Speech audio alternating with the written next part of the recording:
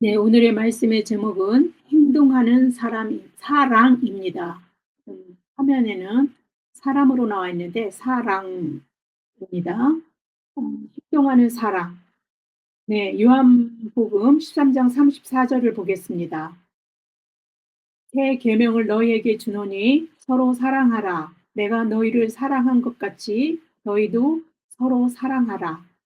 네, 예수님께서 우리에게 새로운 계명을 주셨습니다. 다른 것이 아니라 서로 사랑하라. 십계명으로 하나님께서 우리에게 계명을 주셔서 우리가 하나님의 말씀을 실천하고 살아가도록 하셨는데 이미 그 십계명 예수님의 율법을 온전하게 완성하신 분이 예수님이십니다.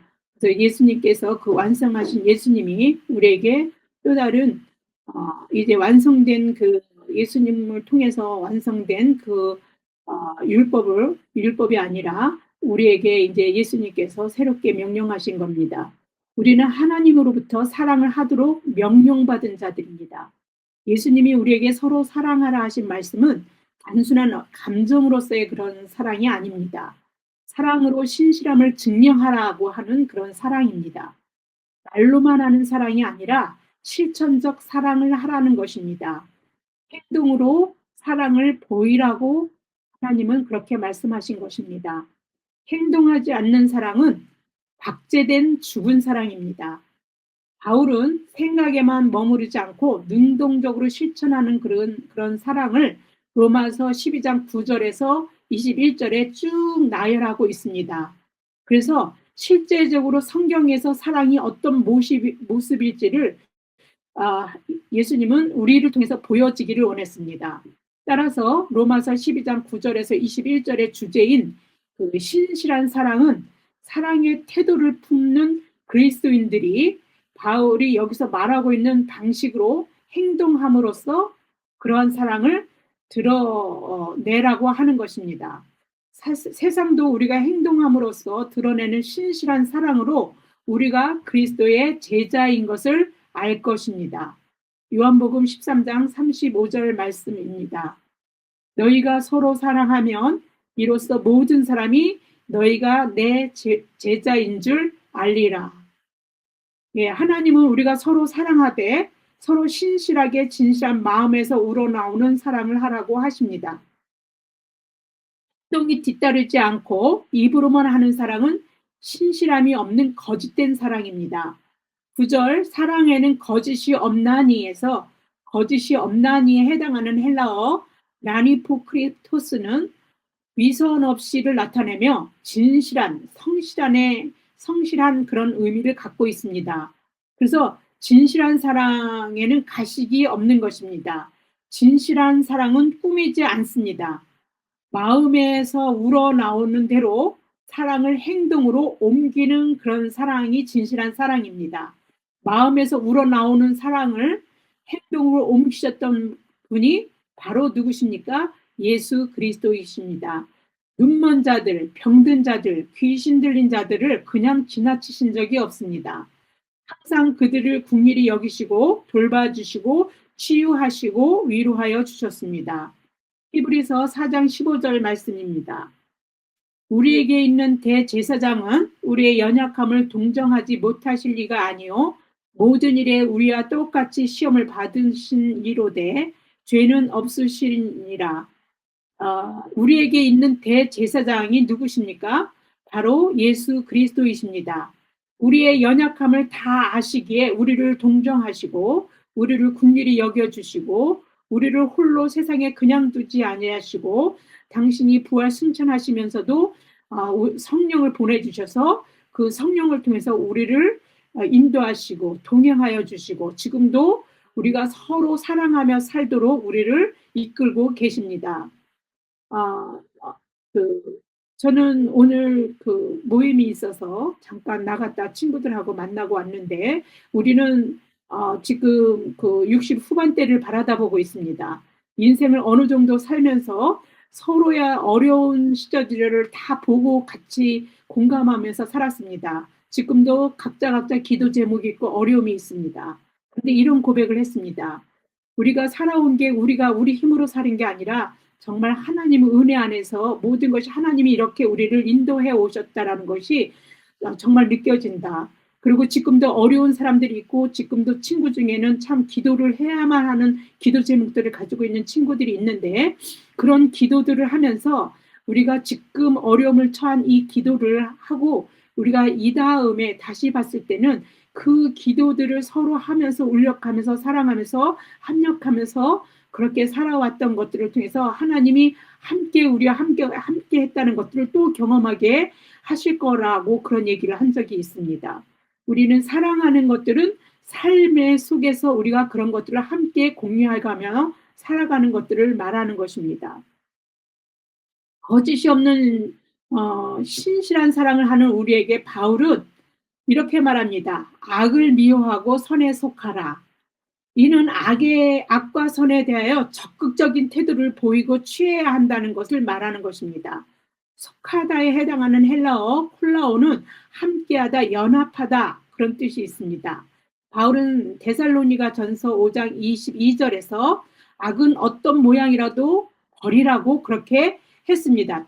그러니까 적극적으로 행동을 취해서 만약에 악이라면 그런 것들을 버려야 한다라고 말하는 겁니다. 아, 그냥 악이구나. 나는 거기에 가담하지 않으면 되지. 이런 정도가 아닙니다. 우리는 그 악의 모양 자체라도 버려야 한다라고 말하는 것입니다. 악의 모양이라도 미워하고 버리는 태도가 거짓 없는 사랑을 하는 우리가 취해야 할 마땅한 모습입니다. 술에 물 탄 듯이 물에 술 탄 듯 하는 태도는 바람직하지 않습니다. 차지도 않고 뜨겁지도 않은 어정쩡한 삶의 태도를 하나님은 싫어하십니다. 하나님은 뜨겁지도 않고 차지도 않고 미지근한 라우디게아 교회를 입에서 토해버리겠다라고 말씀하셨습니다. 요한계시록 3장 15절에서 16절입니다. 내가 내 행위를 아노니 내가 차지도 아니하고 뜨겁지도 아니하도다. 내가 차든지 뜨겁든지 하기를 원하노라. 내가 이같이 미지근하여 뜨겁지도 아니하고 차지도 아니하니 내 입에서 너를 토하여 버리리라. 신실한 사랑은 형제간의 사이에서부터 비롯되고 실천되어 더 넓은 세계로 퍼져나가게 되어져 있습니다. 10절 말씀입니다. 형제를 사랑하며 서로 우애하고 존경하기를 서로 먼저 하며 여기서 형제를 사랑하여를 가리키는 필라델피아라는 말은 형제 자매 간의 그 사랑을 표현하는 건데요. 우애를 가리키는 필로스토르고이는 혈육 간에 주고받는 사랑을 표현한 것입니다. 하지만 바울은 형제 간의 사랑과 우애가 아니라 교회 안에서 영적인 형제 자매의 친밀성과 우애를 말하고 있는 것입니다. 저는 오늘 제가 계속해서 믿음 안에서 사귀는 그 친구들과의 영적인 형제 자매로서의 친밀감, 그 사랑을 마음껏 누리고 세상은 나 혼자 사는 게 아니라 이렇게 서로 기도해주면서 서로 어려움을 함께 도닥여주고 위로해주고 주 안에서 사랑하면서 그러한 것들을 위로를 받고 이렇게 온 것들을 저는 같이 이야기를 나눠가면서 서로 함께 존재해 온 것이 하나님께 감사하게 된다라고 고백했습니다. 여러분도 주 안에서 이렇게 영적으로 형제 자매로 친밀감과 우애를 가지고 있으면 하나님이 그 안에서 맺어진 그 사랑을 또 우리가 살아갈 힘을 얻게 하시고 하나님의 은혜 안에서 간접적으로 또 주의 사랑도 그들을 통해서 우리는 깨닫게 됩니다. 예수님도 어떤 사람이 어머니 마리아와 동생들이 예수님을 찾아와서 밖에 있다라고 그렇게 말하니까 영적인 형제 자매의 새로운 형제 자매라는 것들에 대해서 영적인 형제 자매와 육적인 형제 자매의 어떤 정의를 내려주셨습니다. 마태복음 12장 46절에서 50절입니다.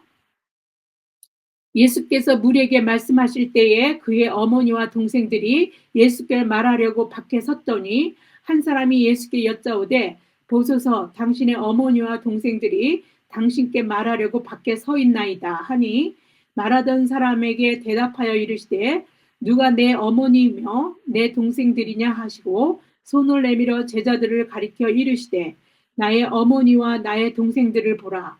누구든지 하늘에 계신 내 아버지의 뜻대로 하는 자가 내 형제여 자매여 어머니이니라 하시더라.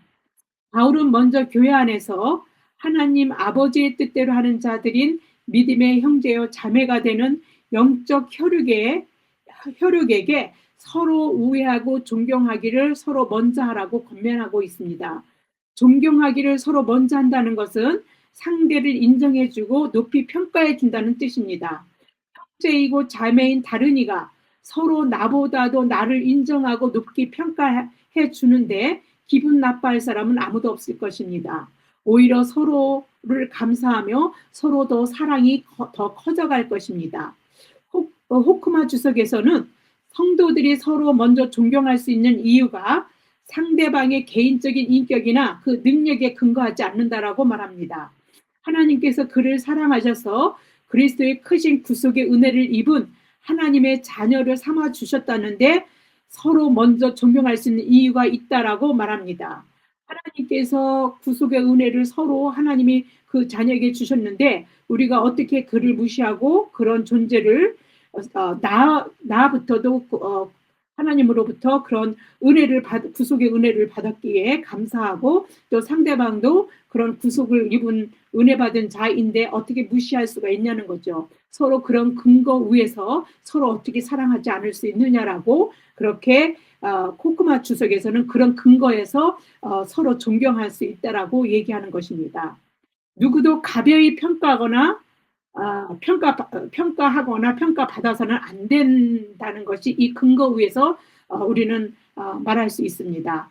그리스도의 대속의 은혜로 구원받은 우리가 마땅히 해야 할 몫은 남을 판단하거나 평가하는 것이 아니라 서로 사랑하는 것입니다. 그 모든 사람들은 우리에게 형제 자매로 맺어져 있는 믿음의 모든 자들, 함께하는 자들은 다 사랑의 대상인 것입니다. 우리가 그 믿음의 대상이 아니고 믿음의 대상은 하나님 한 분뿐입니다. 그리고 우리에게 이웃을 주신 거, 우리 형제 자매를 준 거는 사랑하라고 주신 것입니다. 서로 사랑하라고. 그래서 그는 사랑의 대상이고 서로 우애하고 서로 존경하라는 대상인 것입니다. 그것도 서로 먼저 우애하고 서로 먼저 존경하라고 그렇게 너가 나를 사랑하면 나도 너를 사랑할게 이렇게 하는 게 아닙니다. 바울은 서로 어떻게 해요? 먼저 우애하고 먼저 존경하라는 것입니다. 11절에 부지런히 또 게으르지 말고 열심을 품고 주를 섬기라 이렇게 또 바울은 말하고 있습니다. 사람들은 이런 말씀 하나하나가 실천적인 사랑을 지금 언급하고 있기 때문에 하나하나를 우리는 봐야 합니다. 부지런히 게으르지 말고 열심을 품고 주를 섬기는 이 행동도 행동하는 우리 사랑을 표현하는 것이라고 할 수 있습니다. 사람들은 습관처럼 지속적으로 어떤 것을 하게 되면 매너리즘에 빠지기 쉽습니다. 신앙생활도 다르지 않습니다. 처음에 신앙생활 할 때는 감정적이든 경험적이든 하나님이 은혜를 맛보게 하십니다. 찬양으로 부르다가 은혜를 맛볼 수도 있고요. 말씀을 듣다가 맛볼 수도 있고요. 또 그 같이 교제하는 중에 같이 교회 안에서 나누는 대화 속에서 누군가를 통해서 하나님의 은혜를 맛볼 수가 있습니다. 그럴 때 우리는 더 하나님 앞에 감사하게 되고 열심을 품게 되고 주를 섬깁니다. 그래서 누구보다도 부지런히 주를 섬기는 일이라면 열심을 냅니다. 구원해 주신 은혜에 감사해서 무엇이라도 주님을 위해서 하고픈 마음이 들어갑니다. 교회에서 헌신하고 봉사하며 주가 쓰시겠다 하셨다면 주저없이 순종하게 됩니다. 저의 경우도 그랬습니다. 하나님의 은혜를 맛보지 않으면 교회를 지속적으로 나가거나 열심을 낼 수 없습니다. 하나님이 주신 은혜를 맛보고 하나님의 은혜 안에 살아야 열심을 품고 주를 섬길 수 있습니다. 날마다 그 은혜를 구하게 됩니다. 그래서 열심을 품고 주를 섬기라고 하는 건 매너리즘에 빠지지 말고 날마다 은혜를 구해서 그 은혜를 맛보면서 더 열심을 품고 주를 섬길 수 있는 원동력을 갖게 하라는 뜻입니다. 12절에서 소망 중에 즐거워하며 환난 중에 참으며 기도에 항상 힘쓰며 라고 말씀합니다. 여기서 소망 중에 즐거워하며 라는 것은 예수님이 종말에 다시 오실 이 세상의 끝에서 다시 오실 확실한 그 소망을 기뻐하라는 것입니다. 이 세상의 삶으로 끝나는 것은 세상 사람들이 하는 것입니다. 우리는 영생을 품고 있는 사람이고, 영생을 누리고, 영생을 이 땅에서뿐만 아니라 우리의 영혼이 우리의 육신의 옷을 벗고 영원히 사는 천국으로 가서도 하나님 앞에서 천국에서 영원히 사는 것을 소망하게 됩니다. 그 완성은 예수님이 이 땅에 재림하셔서 다시 오실 때입니다. 예수님이 재림하시는 것은 세상이 끝나는 것입니다. 그래서 종말에 다시 오실 확실한 소망, 이것을 기뻐하는 것을 소망 중에 즐거워하며라는 말로 표현한 것입니다. 바울은 로마서 8장 18절에서 생각하건대 현재의 고난은 장차 우리에게 나타날 영광과 비교할 수 없도다. 그래서 소망 중에 즐거워하는 사람은 지금의 고난을 그렇게 고난에 눌려서 탄식하고 그냥 그 고난에서 헤어나지 못하고 그냥 잠식당하지 않습니다. 왜냐하면 이 고난으로 끝나는 게 우리 인생이 아니기 때문입니다. 그리고 장차 우리에게 보여주실 그 영광과 비교할 수도 없는 것이기 때문에 우리는 그 소망을 즐거워할 수 있습니다. 로마서 8장 24절 25절에서는요. 우리가 소망으로 구원을 얻었음에 보이는 소망이 아니니 보는 것을 누가 바라리요. 만일 우리가 보지 못하는 것을 바라면 참음으로 기다릴지니라 라고 했습니다. 이것이 믿음입니다. 인내하는 것, 그 소망을 가지고 참으면서 지금 현재 이 세상에 살아가는 여러 가지 어려움들을 만나는 것들을 감내해 가고 인내해 가는 것, 이 모든 것들이 믿음입니다. 신앙입니다. 바울 시대나 현재 우리가 사는 작금의 그 시대에 예수 그리스도를 믿음으로 구원을 받은 성도들은요, 모두 예수님이 재림하실 날 안에서 살아가는 것입니다.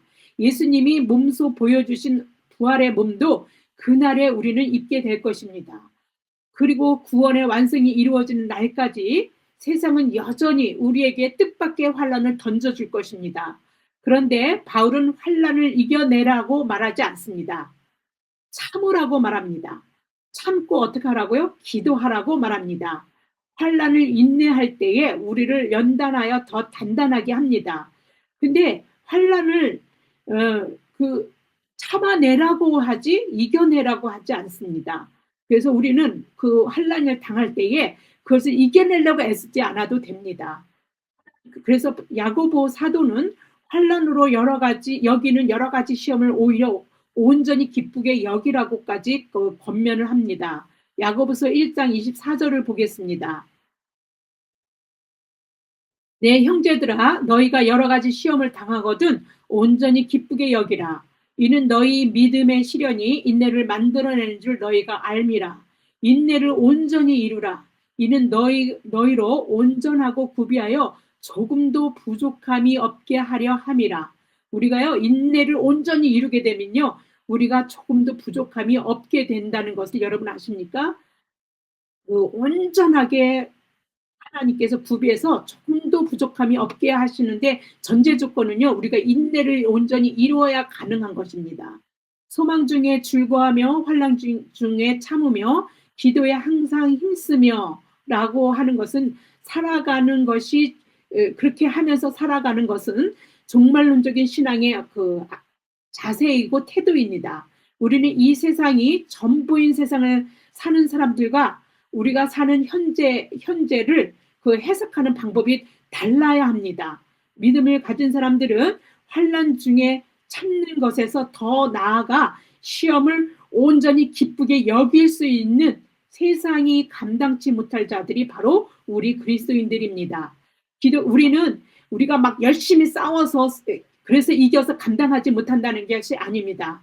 어떠한 어려움 속에서도 묵묵히 참아내서 끝내는 이기고 승리하는 것을 그래서 하나님이 주시는 놀라운 은혜를 세상들은 맛볼 수 없는 그 놀라운 기쁨 속으로 우리가 그 맛을 느낄 수 있고 그 천국의 맛, 그 길을 걸어갈 수 있기 때문에 그렇습니다. 그래서 세상 사람들이 감당치 죽음도 불사하면서 그 천국을 우리는 걸어가는 것입니다. 기독교 초기에 그리스도인들은 세상이 그들을 그렇게 불렀습니다. 히브리서 11장 38절에 뭐라고 말하냐면 세상이 감당치 못할 자들이라고 그렇게 말하고 있습니다. 바울은 환난 중에 참으며 기도하라고 권면했습니다. 그러나 단순히 의식적이고 습관적으로 하는 기도를 말하는 것이 아니라 기도를 항상 해야 하고 힘써서 해야 한다라고 말합니다. 항상 쓰며에 해당하는 헬라어 프로스카르테룬테스는 전심전력을 하라, 헌신하다, 견디다의 뜻입니다. 그냥 의식적으로 오늘 뭐 식사 기도하듯이 하나님 오늘 저희를 인도해 주세요. 뭐 이걸로 끝나는 것이 아닙니다. 정말 죽을 듯 살 듯 나를 그렇게 기도하지 않으면 내가 살아갈 수 없는 그런 간절함을 가지고 전심전력으로 기도하라고 얘기합니다. 왜냐하면 이 세상은 그 기도 없이 살아가기에는요 너무나 힘든 세상이기 때문에 그렇습니다. 우리가 환란이 언제 어떻게 우리 삶에 찾아올지 알 수 없는 우리는 이 세상을 살고 있습니다. 이러한 이 세상을 우리의 무기가 기도입니다. 그래서 그 무기를 들고 이 세상을 우리는 살아가야 되는데 기도 없이 무기 없이 이 세상을 사는 것은 말이 우리가 백전백패가 되는 것이기 때문에 항상 기도하라고 얘기하는 겁니다. 전쟁터에 나가는 군인이 무기 없이 맨손으로 나가 싸울 수는 없습니다. 삶의 전쟁터에서 기도 없이 살아가는 것은 무기 없이 전쟁터로 나가는 군인과 같습니다. 무기를 잘 다루고 사용하기 위해서 훈련이 필요한 것처럼 우리는 삶의 무기인 기도 역시 훈련이 필요합니다. 훈련은 어쩌다 한 번씩 해서는 훈련되지 않습니다. 매일 해야 됩니다. 항상 해야 합니다. 언제나 해야 합니다. 훈련은 대충대충 하면 되는 것이 아닙니다. 그러다가는 죽도 밥도 되지 않는 것입니다. 기도는 우리의 영을 살릴 수 있는 무기입니다. 그래서 우리의 그 영은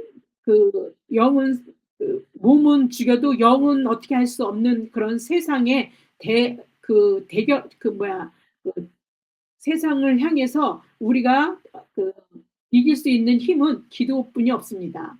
그래서 기도는 항상 해야 합니다. 기도는 전심전력을 다해야 하는 것입니다. 바울은 그리스도인들의 윤리를 14절 이후에 계속해서 말하고 있습니다.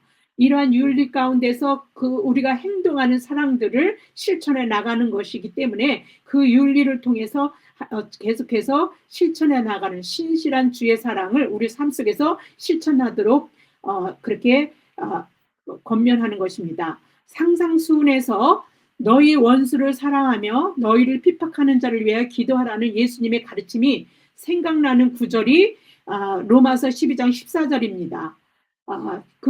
로마서 12장 14절에는 너희를 박해하는 자를 축복하라, 축복하고 저주하지 말라 이렇게 말하고 있습니다. 세상의 일반적인 기준과 한계를 넘어서는 요구를 예수님이 하신 것이고 바울은 이 예수님의 그 요구신 그 말씀을 그 가르침을 인용해서 로마서 12장 14절에서 말하고 있는 것입니다. 너희를 박해하는 자를 참아라 해도 어떻게 참아요? 라고 하나님 앞에 우린 볼멘 소리를 할 수밖에 없는데 그 참으라는 거를 모자라서 축복하라. 그리고 그 축복하라도 모자라서 저주하지 말라 이렇게 말합니다. 인간 본성 자체로는 행할 수 없는 예수님의 명령입니다. 우리의 본성은요. 한 대 맞으면 두 대는 못 때려도 한 대라도 대받아 쳐야 합니다. 그래야 억울하다는 생각이 들지 않습니다. 할 수만 있다면 더 많이 대갚아 주어야 분이 풀리는 것이 우리의 인간의 본성입니다. 대로 받고 말로 준다라는 속담도 있는 것이 괜히 있는 것이 아닙니다. 세상적인 윤리의 차원을 넘어서는 도덕성을 예수님은 우리에게 늘 요구하셨습니다. 마태복음 5장 39절에서 42절을 보겠습니다. 나는 너희에게 이르노니 악한 자를 대적하지 말라. 누구든지 내 오른편 뺨을 치거든 왼편도 돌려대며 또 너를 고발하여 속옷을 가지고자 하는 자에게는 겉옷까지도 가지게 하며 또 누구든지 너로 억지로 오리를 가게 하거든 그 사람과 심리를 동행하고 내게 구하는 자에게 주며 내게 꾸고자 하는 자에게 거절하지 말라.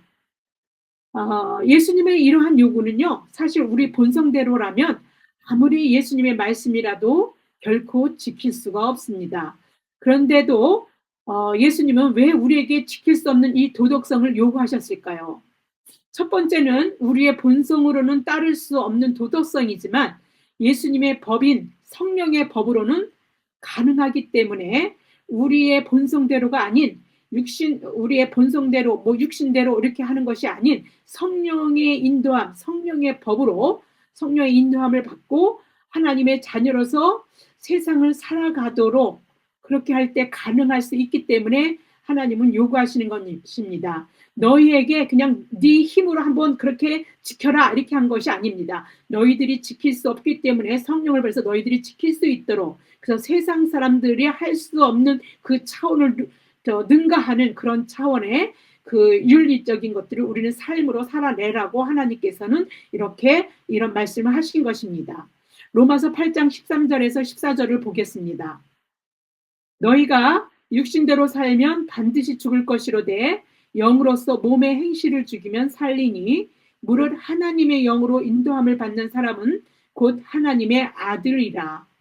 네, 우리 하나님의 영으로 우리의 육신적인 대로 살면은 지킬 수 없지만 하나님의 영으로 이런 일들을 했을 때 우리는 하나님의 영으로 인도함을 받았다는 걸 알게 됩니다. 내 힘으로는 아니니까. 내 본성대로는 할 수 없었던 것인데 우리가 만약에 오른편 뺨을 치는데 왼편 뺨을 돌려댔다면 그것은 우리가 한 것이 아닙니다. 하나님의 영이 우리를 인도하시고 우리를 그렇게 할 수 있게 하셨기 때문입니다. 그랬을 때 우리는 하나님의 영이 우리를 인도하셨구나.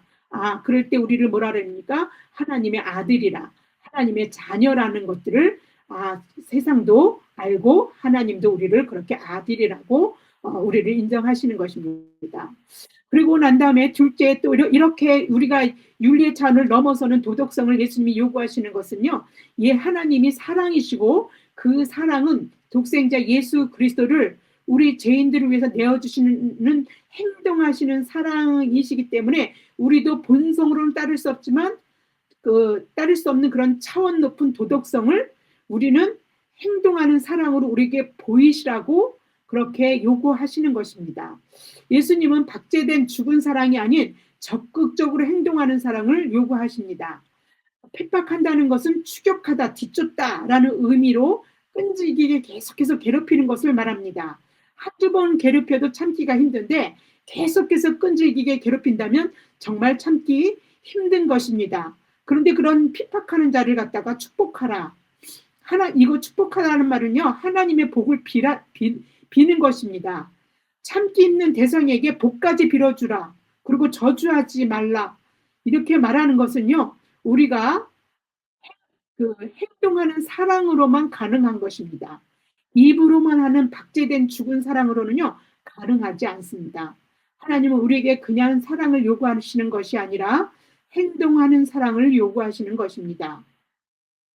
그래서 어렵지만 성령이 우리 가운데 있으시면 우리를 인도하신다면 가능하다라고 말씀한 것입니다. 바울은 교회 안에서 성도 간에 서로 행동하는 사랑을 말하고 있습니다. 로마서 12장 15절에서 18절을 보겠습니다. 즐거워하는 자와 자들과 함께 즐거워하고 우는 자들과 함께 울라. 서로 마음을 같이하며 높은 데 마음을 두지 말고 도리어 낮은 데 처하며 스스로 지혜 있는 채 하지 말라. 아무에게도 악을 악으로 갚지 말고 모든 사람 앞에서 선한 일을 도모하라. 할 수 있거든 너희로서는 모든 사람과 더불어 화목하라. 이 지금 이렇게 말한 모든 것이 행동하는 사랑이라는 것입니다. 친구들과 믿음 안에서 함께 몇십 년을 교제해온 그런 친구들, 내가 혼자 산 것이 아니라 그들과 함께 울고 즐거워하면서 그들의 힘들 때 또 나의 어려웠을 때 함께 기도해서 위로받고 기도해주고 이런 식으로 살아가면서 마음을 같이 했다는 것이 우리가 행동하면서 사랑한 것이었구나라는 걸 저는 깨달았습니다. 그래서 바울도 이 말을 했던 것 같습니다.